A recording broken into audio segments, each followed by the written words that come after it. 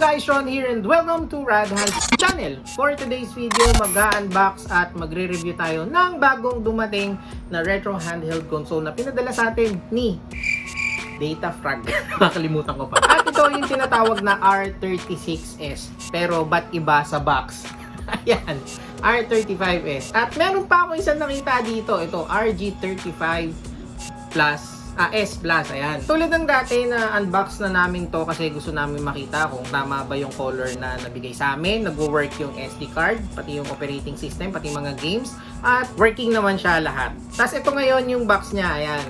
Ang pinili ko is yung purple na transparent. Bale, mali ito guys ha, pati ito. R36S talaga to. Base doon sa sinabi sa akin ni Datafrag. Tapos dito sa gilid, merong pagpipilian na 4 na color. Yung orange, parang orangey na yellowy. Tapos yung white, transparent na violet or purple. Naglilito ako dyan sa dalawang kulay na yan. Anyway, at yung isa is yung black na transparent. So, dito merong RG35S Plus. Ba't ba pabali-mali kayo? Tapos yan, dito naman nakalagay yung mga function ng button. Katulad lang siya ng R35S, no? Parehong-pareho. Yun nga lang, medyo nagkaiba lang sa layout. Tapos dito naman sa ilalim is yung specs niya. Okay? Basahin ko lang. CPU RK3326 quad-core, ARM 64-bit Cortex A35 CPU up to 1.5 GHz. So, RAM 1GB DDR3L. Meron siyang 3.5-inch IPS full viewing angle, zero distance OCA, full fit 640 by 480. Tapos, meron siyang Wi-Fi na 2.4 and 5G. Supports PSP, DC, SS, PS1, NDS, N64, CPS1, 2, 3, FBA, Neo Geo, GBA, GBC, GB, SFC, FCMD. Light Polymer 3200 mAh lasting 6 hours. Ayun. Katulad din siya talaga ng R35S, no? Tapos ngayon, buksan na natin siya. Yan. Tapos ito yung unit agad ang bumungad. So mamaya na ulit to, syempre. Last natin tong unit. Meron siyang clamshell para hindi siya maalog-alog. Meron ditong USB Type-C na cable. Ayan. Meron siyang tempered glass na nilagay ko na sa unit dahil hindi natin alam baka bigla akong mabitawan or may bumagsak dun sa unit. So nilagay ko kagad para iwas disgrasya. Meron ditong mga gamit para pag naglagay ka ng tempered glass. Ayan, yung dalawang yan. Mga wet wipe and dry wipes. Tapos ito yung, dito, menu. Manual. Manual pala. Sorry. Ba't menu? Nagugutom na ako. Napakasimple lang nung manual niya. Sigurado naman na alam nyo na to, guys. Tapos, ito yung lalagyan nung tempered glass. So, ayan. Balikan natin siya. At i-review na natin yung itsura ng R36S. Ito siya. Nasa harap na nga. Sabi ni Direk, nasa harap na. Hindi wow. So, ngayon, ito na yung unit, guys. Ayan. May pinagkaiba siya sa, sa layout ng R35S. Tapos, dito naman sa likod. Ayan. Ayan. So, ngayon, isa-isay na natin yung parts ng R36S. So, nandito ngayon yung screen niya, nakatulad ng R35S din ang size. Directional pad, nandito na sa taas. Pinagpalit din yung ABXY. Yan, nilagay nila sa taas. Tapos, analog stick, ibinaba nila. Ayan. Tapos, doon naman sa function, sa select and start, medyo iginit na nila at yung speaker naman is itinaas nila. Pagdating dito sa left and right analog, guys, kung makikita nyo, dito sa R35S, medyo angat siya. Medyo angat tong ito. Pagdating naman dito sa R36S, medyo lubog na siya. Tingin ko kaya ginawang ganito kasi kung hahawakan mo siya, ayan, tapos medyo nakaangat to, magagalaw mo tong analog na to kapag nilagay dito yung buttons. Okay? Kaya siguro nilubog nila ng konti. Tsaka nung trinay ko siyang laruin, mas tahimik siya ngayon compare dun sa R35S. Tingnan niyo. Halos wala nang tunog. Pero may konting may konting click pa rin, pero dito mas maingay sa R35S. Dito naman sa gilid, nandito pa rin yung power. Ayan pa rin yung power. Ito, power button. At dito naman sa baba yung reset button. Tapos nandito pa rin yung TF2 na para sa games na ang capacity ay 64 gig at yung dito naman sa operating system is ilang gig to? Walang nakalagay. Ang nakalagay lang dito is 35S Plus. Tingin ko mga 8 or 16 gig lang to. Dito naman sa kabila yung volume rocker na yung negative and positive. So, alam niyo na ibig sabihin niya, negative para mabawasan yung volume, tapos yung positive is para madagdagan yung volume. Pagdating naman dito sa likod guys, kung makikita nyo, yung shoulder buttons niya is halos pareho lang. Pareho lang din sila ng lakas ng tunog at ng feels. At isa sa pinakamagandang feature ng R36S is yung natatanggal na yung cover ng battery. So ito, ayan, matatanggal pa yung kuko ko. Ayan, natatanggal na siya guys. So anytime, pwede mo na siyang tanggalin.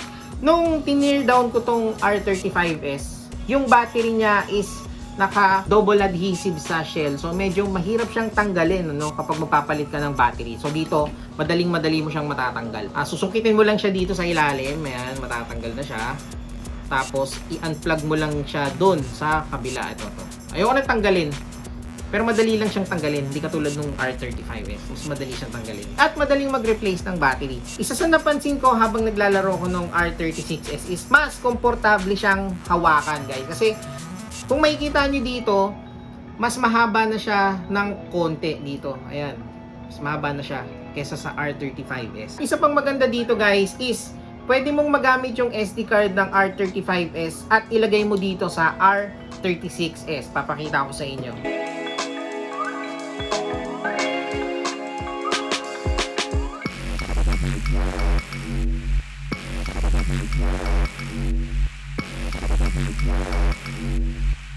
Kaya malaking advantage yun sa mga naka R35S kung trip nyo mag-upgrade at gusto nyo mag R36S, magagamit nyo yung SD card na nabili nyo sa amin. Ayan. At isa pa sa nagustuhan ko dito is yung kulay ng shell niya. Nagustuhan ko kasi yung transparent na shell niya tsaka yung kulay na violet. Tsaka may iba naman kasi meron na ako nung black na transparent. At yung last na nagustuhan ko dito guys is kasya pa rin siya doon sa hard case na binibenta namin. Pakita ko sa inyo na kasya pa rin siya.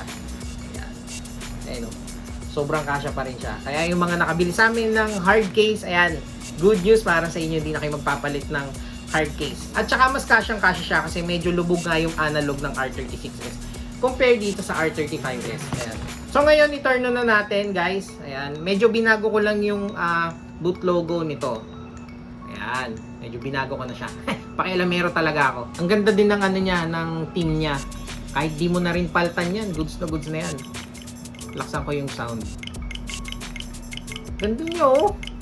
Halos same na same sa guys, sa R35S. Yung team na nandito is parang pang Nintendo Switch. Ayan. Pati yung tunog. Ayan, same pa rin ng R35S na meron siyang Wi-Fi. So para gumana yung Wi-Fi, syempre kailangan nyo pa rin ng Wi-Fi dongle and ng OTG. So ngayon guys, magta-try tayo ng game para matest natin kung meron nga bang pinagbago sa performance.